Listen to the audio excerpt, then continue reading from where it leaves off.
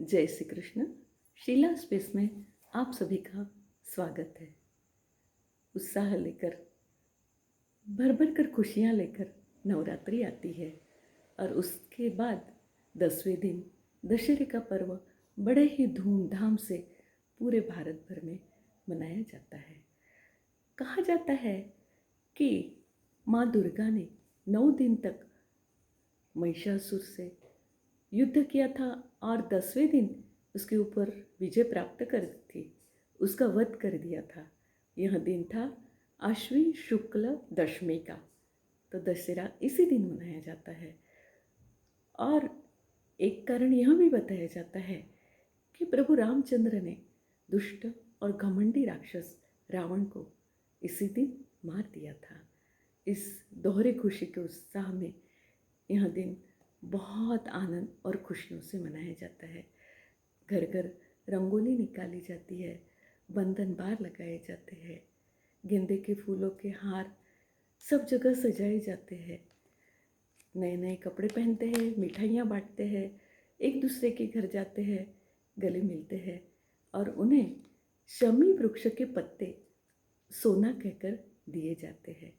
इस दिन सीमोल्लंघन भी करते हैं, यानी कि गांव की सीमा पार करते हैं और वहाँ से शमी वृक्ष के पत्ते तोड़कर लाए जाते हैं और अपने अपने वाहनों की पूजा की जाती है। और यूँ तो शास्त्रों में लिखा है कि शस्त्र पूजन किया जाता है, पर आजकल अपने आजीविका के जो साधन होते हैं उसकी पूजा की जाती है। और इस तरह बहुत ही खुशी से यह त्यौहार मनाया जाता है। इस दिन असत्य पर सत्य की जीत हुई थी और बुराई पर अच्छाई की जीत हुई थी। और इस दिन शमी वृक्ष के पत्ते सोना कहकर सभी को दिए जाते हैं। इसके पीछे भी एक पौराणिक कथा जुड़ी हुई है। कहते हैं कि अयोध्या के पराक्रमी राजा रघु, जिनके नाम से रघुवंश प्रसिद्ध है, जिसमें अपने भगवान रामचंद्र का प्रागट्य हुआ था, यह राजा रघु ने एक बड़ा सा यज्ञ किया और इस यज्ञ में सभी देवी देवताओं को आमंत्रित किया। ऋषि मुनि संत महात्मा इतने ही नहीं, पर दुखी दीन दुखियों को भी सबको बुलाया था। और इस दानवीर राजा ने इन सभी को बहुत अच्छे अच्छे वस्त्रालंकार भेंट किए, गरीबों को दिल खोल कर दान किया, सोने चांदी के बर्तन दिए, अच्छे अच्छे आभूषण दिए, यहाँ तक कि उन्होंने अपना पूरा खजाना ही खाली कर दिया।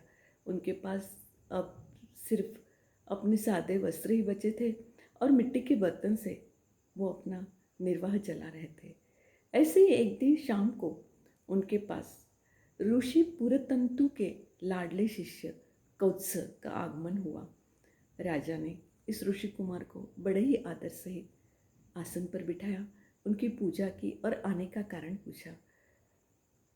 कौत्स ऋषिपुत्र ने कहा कि उन्होंने अपने गुरु से 14 विद्याएं प्राप्त की है और अब घर जाने की बारी आई है, गुरु दक्षिणा देने की बारी आई है।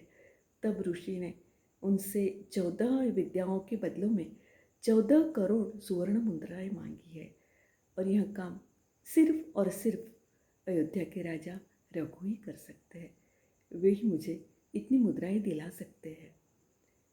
राजा थोड़े सोच में पड़ गए, पर उन्होंने ऋषि कुमार को कहा कि हो जाएगा आपका काम, आप थोड़ा विश्राम कीजिए, मुझे थोड़ा समय दीजिए। और उन्होंने ऋषि कुमार को विश्राम करने के लिए कहा और खुद सोचने लगे कि क्या किया जाए। तभी उनके ख्याल में आया कि उनके यज्ञ में धन भंडार के अधिपति कुबेर नहीं पधारे थे, तो उनसे ही कर के रूप में यह सुवर्ण मुद्राएं प्राप्त की जाए। यह सोचकर उन्होंने कुबेर के साथ लड़ाई करने की ठान ली और तैयारी करने लगे। इस बात की भनक कुबेर को लग गई। वो घबराकर तुरंत दौड़े आए और उन्होंने महल के पीछे में, जहाँ शमी वृक्ष के बहुत सारे पेड़ लगे हुए थे, उसके ऊपर सुवर्ण मुद्राएं बरसा दी। सुबह राजा ने जब देखा कि सुवर्ण मुद्राएं की बारिश हो गई है, तो उन्होंने तुरंत ऋषि कुमार से कहा कि कौत्स ऋषिपुत्र आप जाइए और सभी सुवर्ण मुद्राएं आप ले लीजिए। पर कौत्स ने मना किया। उसने कहा कि मुझे जितनी चाहिए उतनी ही मैं लूँगा। और उन्होंने गिनकर 14 करोड़ सुवर्ण मुद्राएं ले ली और चले गए। राजा ने भी बची हुई मुद्राओं को अपने खजाने में शामिल नहीं किया। वो मुद्राएं वहीं रह गई शमी वृक्ष के पत्तों पर। इसलिए आज के दिन, दशहरे के दिन, शमी वृक्ष के पत्तों को एक दूसरे को दिया जाता है, सोना कहकर दिया जाता है, सोना बांटा ऐसे कहते हैं। तो यह है उसके पीछे की पौराणिक कथा।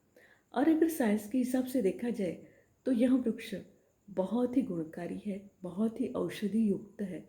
उसके पंचगव्य में जैसे कि पत्र, फूल, बीज, तना, छिलका, सब चीज़ों का औषधि में उपयोग होता है। इसलिए भी शायद इसे सोना कहा जाता हो, है ना। और शनिदेव की पूजा में भी यह वृक्ष बहुत ही पावनकारी माना जाता है, इसकी पूजा की जाती है। तो ये हुई शमी वृक्ष को सोना क्यों कहा जाता है इसके बारे में कथा। और आज इस असत्य पर सत्य की विजय होने वाले, अभिमान और घमंड का नाश करने वाले इस पर्व की आपको बहुत बहुत शुभकामनाएं। आज की यहाँ सुबह इतनी सुहानी हो जाए, आपके दुखों की सारी बातें पुरानी हो जाए, दे जाए ये दशहरा आपको खुशी इतनी कि मुस्कुराहट भी आपकी दीवानी हो जाए, दीवानी हो जाए। आपको और आपके परिवार को दशहरे की बहुत बहुत शुभकामनाएं। जय श्री कृष्ण।